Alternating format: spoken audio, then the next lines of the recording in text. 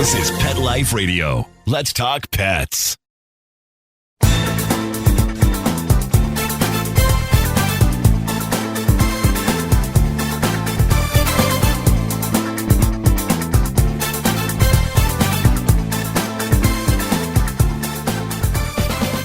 Hi everybody, Cheryl from Unleashed, and today we have a very special guest, a very exciting segment. I think we're all going to learn a lot. Her name is Estela Marroquin, and she's in part 2, Adventure of a Life. Hi Estela, how are you? Hey, good afternoon, Cheryl. How are you? I'm very, very good, and I think you have a very interesting story, and we're kind of in the same place, different parts of the country, but as far as a new adventure in our life and things that we want to do, I think it's very interesting. And I'm sure a lot of our listeners out there are either in the same spot or will be in the same spot. And, life isn't over when we retire from the one job or the many jobs that we had. So why don't you just give us a little background about yourself, and then we could go from there. Well, let me tell you a little bit about myself. I'm 66, so just recently retired.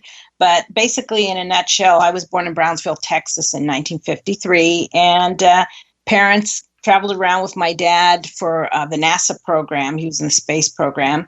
And we ended up in San Diego, California, that is. And my dad was a non-English speaking immigrant, but he worked so hard. And from what I learned from him was you can do anything you want, and it doesn't matter your age, your background, the language you speak. You can do anything you want. And so I carried that message with me through my lifetime. And when it came time to retire, I used that thought process to ask myself, what do I want to do now? And can I do it? And those answers came to me from watching my dad, which was, I can do anything I want. And my age, my background doesn't have to determine what that's going to look like. Right, so right. That's or kind of define where you're going, though, because obviously whatever you did well because, you have the fruits to bear. I don't mean money-wise or something, but you have the knowledge that you have confidence that now you know what you did then, you did for a reason, for a season. We all do things for different reasons and because we have to at some point. But now you don't have to. Now you want to. That's exactly correct. So now I want to know what you want to.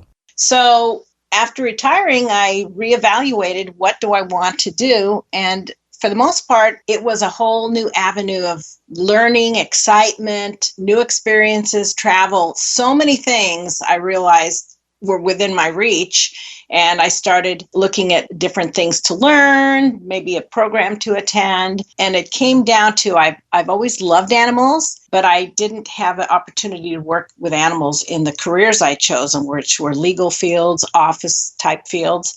But now the door was open for me to just jump in there. And I started taking an interest in animals, but more specifically ranch and farming animals. Our family in Mexico had owned cattle ranches many years before. And I think there was just something in my blood that called me to that kind of animal care. And so I started pursuing ways to learn that. And it took me to some sort of educational program that I needed to have the basics for general animal care. And that's one of the first things I did as soon as I retired was take a program that would allow me to learn the basics of animal care, which like veterinary assistant. Recently. Yes, I went through a veterinary assistant program here in Los Angeles with the Animal Behavior College, and I was so happy to learn what I did. And now I know that I can apply that to any kind of animal care because so many of the things that you need to do are similar. But of course, from animal to animal, there's specifics about those animals that need to be learned. If you're going to do equine care, for example, you have to know more about that. Then. But yes, after I completed that, I realized the world had just opened up to me. And now I'm in the process of volunteering. I take care of my mother. That's the primary thing I do. But I have volunteered at a variety of locations for miniature horse rescue, a wild stallion rescue here in the area, alpaca care. That sounds really exciting. My big thing is, Oh my goodness. farm animals, big animals, you even see them when they have the racers, the Kentucky Derby, they have all those vets. I mean, they're very specialized. I mean, I had a friend many years ago, that went to a veterinarian school in Brussels. At that time, there wasn't many schools here in the States, and whatever schools there were, they were full. And I remember I spent a couple of weeks there visiting him, and I'll never forget when they brought in the horse. Of course, the horse was deceased because they're going to dissect it, and it was really something. And even years later, I had the opportunity, he was going to teach me just what you went to school for, but I was in another place, another space, and I didn't. Right. And it's a regret because, I love animals. And, when you have knowledge about things, it makes it a lot easier when you make your decision. See, now that you went to the course, it's a lot easier for you to make a decision on what you want to do, whether it's volunteer or work with a vet. Is that, you're just going to bounce around. I don't mean bounce around like flaky. Sure, I mean bounce around with different types of, alpaca, horses, maybe cows, and then you could, that commercial where has a truck and she's got boots and she's got a dog next to her and she goes back and forth. I think it's for paying bills, or she gets a check on her phone. She just looks like the happiest person in the world. Yeah. And for me, it's very clear now that what I'm going to do is apply my medical training to farm/ranch animal care. However that looks, and whatever opportunities I look for are going to be around that, because I want to make the most of what time I have, being a little bit older, to focus on what I love. And there's lots of veterinary offices, of course, in every large community, but you really need to move into more of a rural area to find more veterinarians who may have a traveling equine practice or ranch animal practice where they actually have to go to the ranch and inoculate them and things like that. That's very exciting to me. And surgery especially. I would love to have the opportunity to do surgical care on ranch animals if at all possible. So I'm just going to focus on that. And if the opportunities present themselves, that's what I'm going to do. A lot of people in their homes, they have all kinds of animals. They take all kinds of animals in. Blind Love cows, I mean, in Washington State, in Oregon, I'm sure in California because there's a lot of properties, but really all over the country, there are people that have, whether they're pets or whatever, they have horses and cows and alpacas and goats. Goats is the big thing. So have you done any of your volunteering yet? I mean, have you tried anything, and what do you think you like best? I mean, alpacas, to have an opportunity to get to know them on a one-on-one, and it's not in a zoo or a petting zoo. I have. And the thing is, the reason I try different things is because if you're going to work with ranch farm animals, there's a variety of animals. So you don't want to say, I just want to work with donkeys. I just want to work with goats. You want the widest range of experience. So the woman here in San Diego in the outskirts has an alpaca fiber farm, and she weaves and she teaches people how to do all these things. And once a year they do shearing and one in Virginia that does that too. They need you people. Well, yeah. And, one of the things about that kind of care you'll see in every job, as opposed to a vet office where you go in and you're a nursing staff behind the scene, you'll clean the rooms and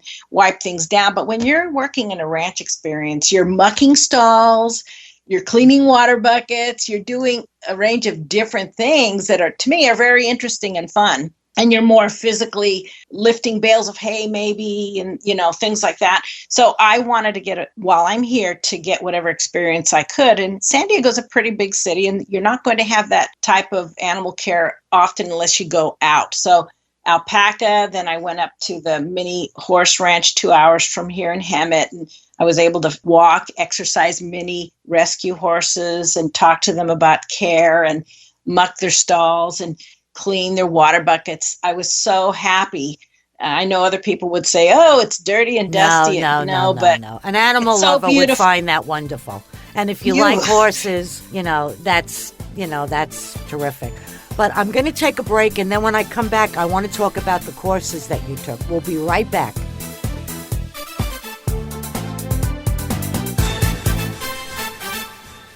Has your pet ever suffered from digestive issues, anxiety, or joint pain? We want to address these issues and more with high-grade CBD oil from Alpha, made specifically for your furry friends. Using Alaskan salmon oil as a carrier, Alpha Pet's 500 CBD oil is lab-tested for quality, consistency, and safety. Plus, we are giving Pet Life Radio listeners 25% off and free shipping with code PL25 for a limited time. So visit myalphacbd.com/dogs now. That's myalphacbd.com/dogs. Because your furry friends are family. Let's Talk Pets on PetLifeRadio.com.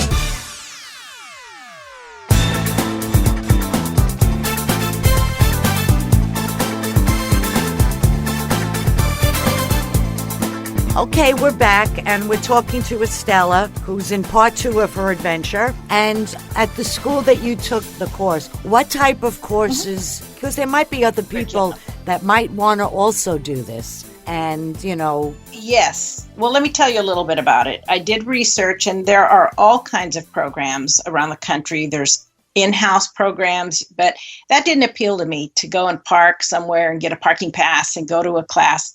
So I looked for an online program that would allow me to work at my own pace. That was critical for me because I was taking care of Mom, and sometimes I couldn't study.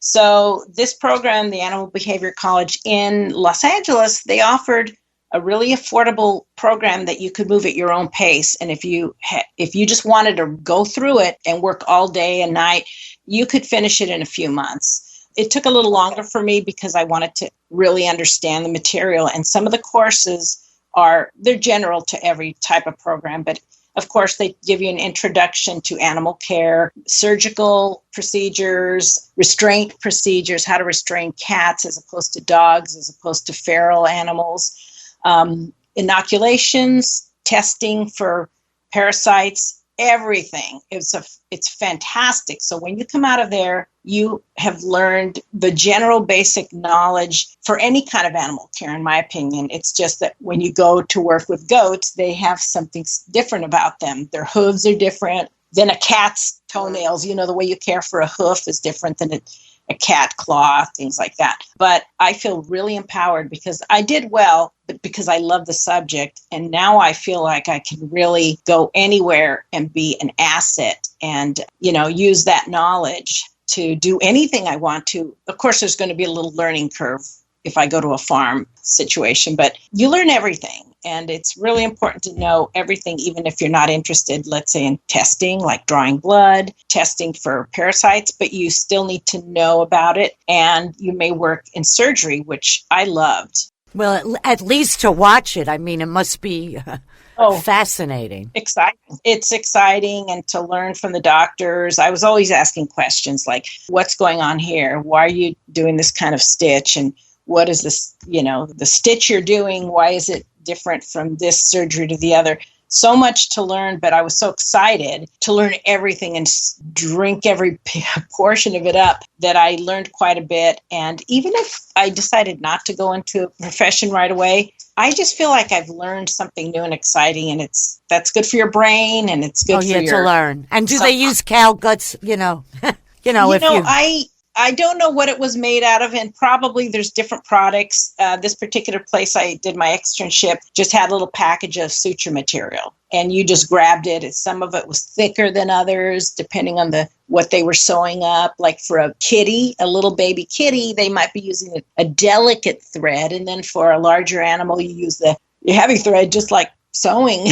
Right. know? So I'd like to ask you, what animal have you been most surprised with that you knew about, but you never really got to know on a one-on-one basis, other than maybe a zoo or television or National G? Well, my big surprise is a donkey, a miniature donkey. And that was when I worked for a short period of time in Colorado last year for 6 or 7 weeks. I worked at a dude ranch, or a guest ranch, as they like to call it. And they have, horses there for the guests to ride. But it seems like every ranch of that sort has a house donkey. They're very smart. They're smart, but also Pancho was allowed to roam. So what happened is every day when I was done with my chores, I would just walk around the property, and sometimes he would just walk with me, and he was beautiful, and he wanted some attention, and then sometimes he would just sit with you. And it was amazing to me that I could just be walking on this beautiful property with a miniature donkey. And and I love those animals so much. And he thought he was the leader of the horses, 75 horses, huge horses running up to the field. And he got right in front of them, even though his legs couldn't catch up with him. He was like, I'm the leader. I just thought he was so interesting and smart. But they are very sure-footed because they use them in the Grand Canyon. Yes. And, yes. they are the only animals that could make that trek going down. Even though when you sit on them, you say, holy moly, I'm going to fall. They are... Holy moly. Yeah, they are brilliant. Well... They're sure-footed. You're right about that. I did read, but it's nothing in particular except those animals. Alpacas were another one. They're beautiful. They're interesting. They have beautiful little faces. And donkeys, I think, and alpacas, they also serve in other purposes. Like donkeys are really good, I think, guard animals.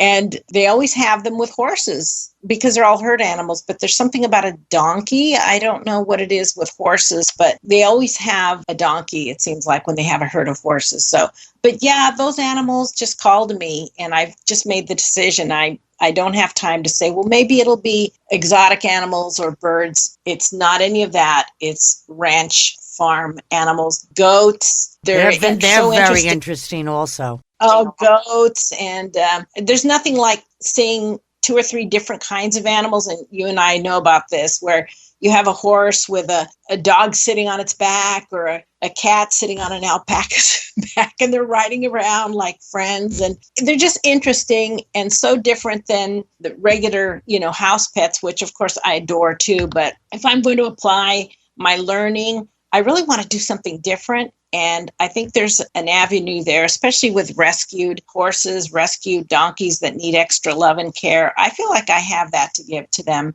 And that's kind of why I've leaned in that direction. I think it's wonderful. So now you're not at one specific spot. You're going to be wherever you could be, whoever needs you, maybe 1 week or however long the gig is.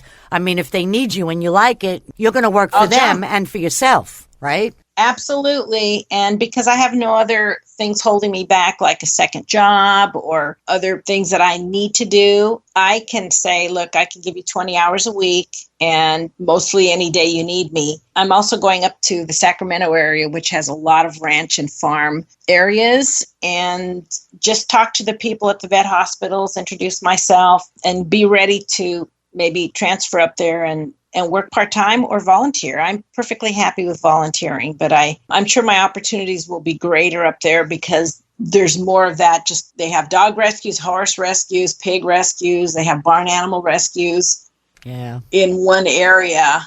There's so many animals that there's just so many animals that really just don't have homes. That thank God for these shelters and these rescue people, because it's heartbreaking. And, we're finding that now because when I was growing up, I mean, we had dogs and, I always had pets, but it's something different now. I mean, they really are not that my dogs weren't family then, but I mean, people are buying clothes for their animals. I mean, come on. So it's, more. It's I mean, people are very devoted to their animals today.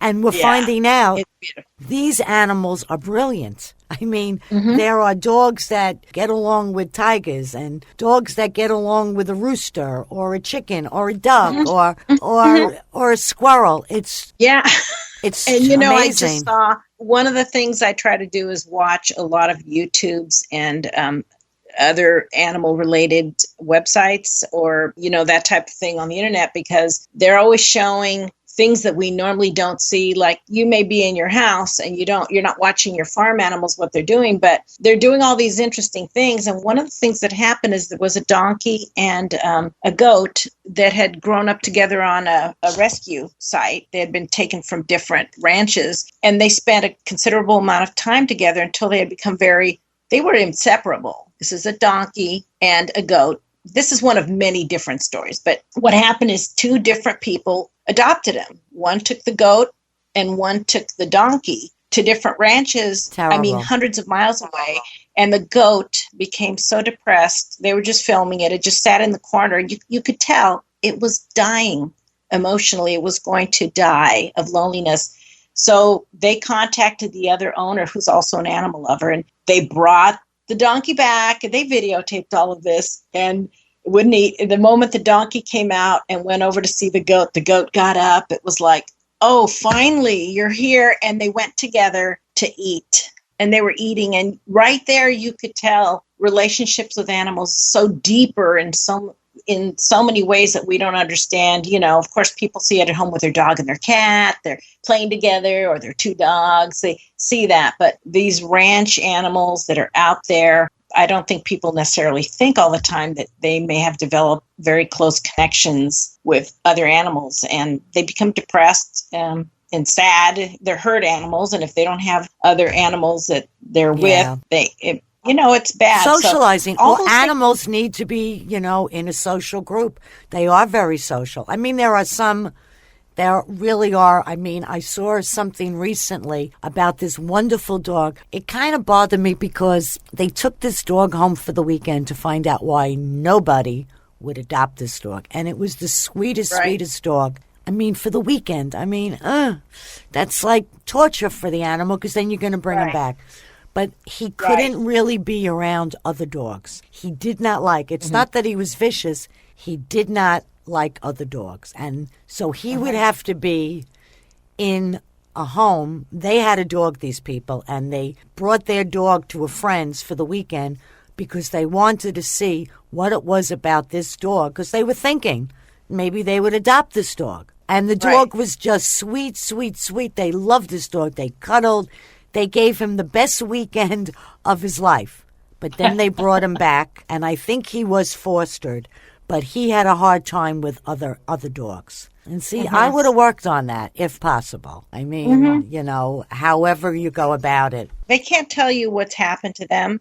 So if I get to volunteer at a rescue, you go in there with an open heart to say, what can I do to show these animals, or this particular animal I'm working with, that they're loved? And then to have a background in some medical care is really helpful if you can volunteer in taking care of them, mucking their cages, giving them some exercise, and also understand what kind of care they need for their hooves or their teeth. But, it's different. Those animals are different. And I think when someone is abusing not so much a horse, but let's say goats, they're just letting them sit out in their, all their dirt and stuff. I think people are more impacted by my dog, that dog's being abused, or that cat or whatever.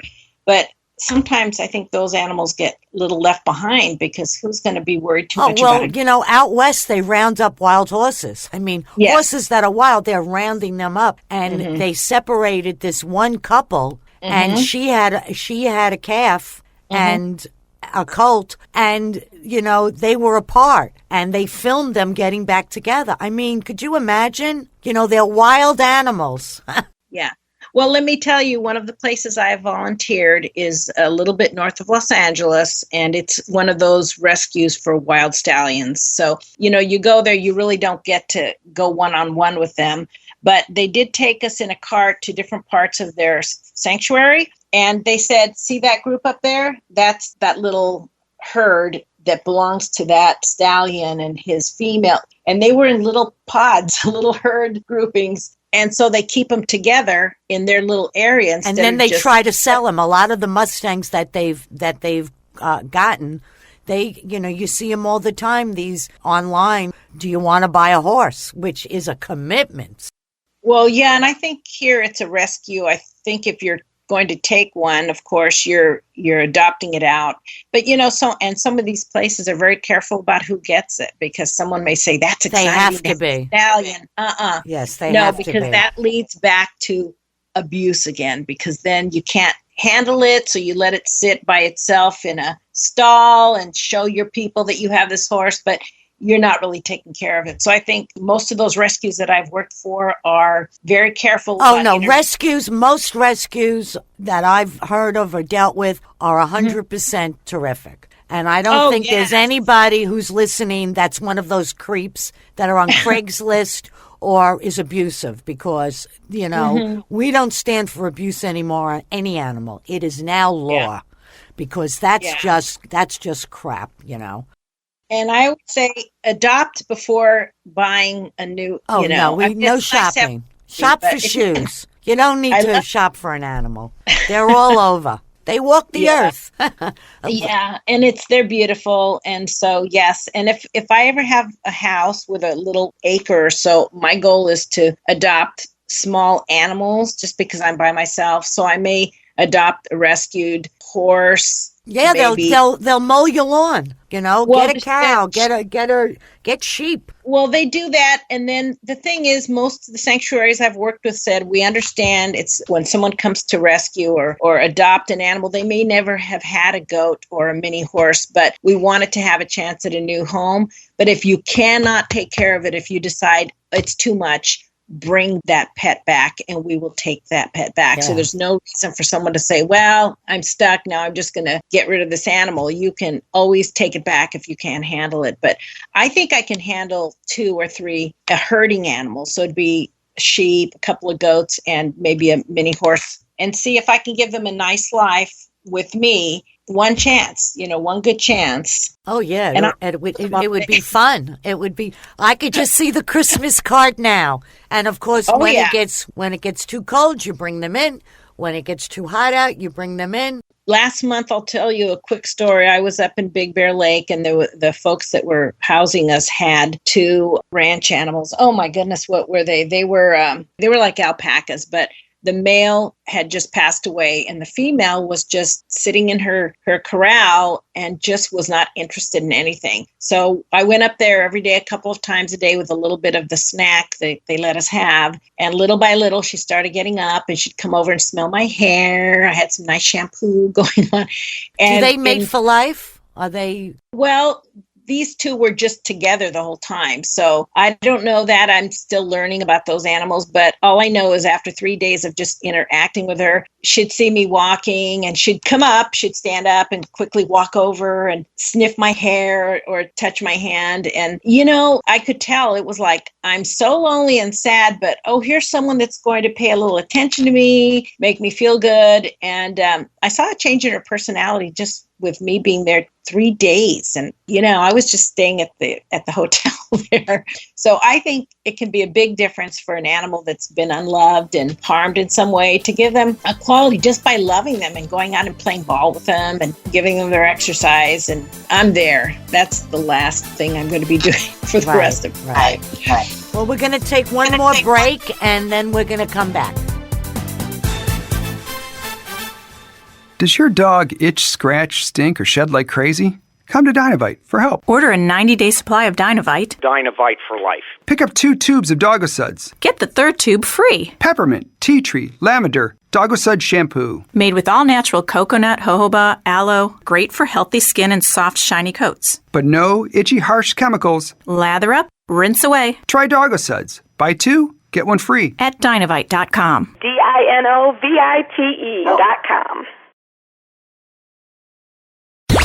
Let's talk pets. Let's talk pets On Pet Life Radio. Pet Life Radio. PetLifeRadio.com.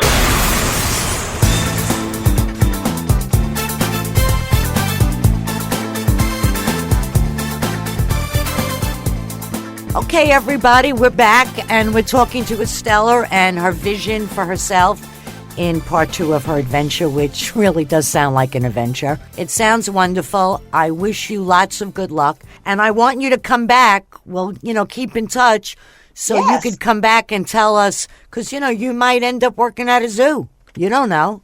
Oh, yes. There are so many options. Even the zoo in Big Bear has an injured animal zoo. It's very small, but there's opportunities there. They have a bear with no paw, and they have owls and raccoons and all kinds of animals. But if anything happens for me, I will most definitely be glad to share that with your listeners. Yeah, because you never know. I mean, a lot of people, almost 30% of the population now are baby boomers like us, and we aren't just going to sit idly by and knit by the fire. So, and knitting's good, but not all the time. Go out and feed a goat.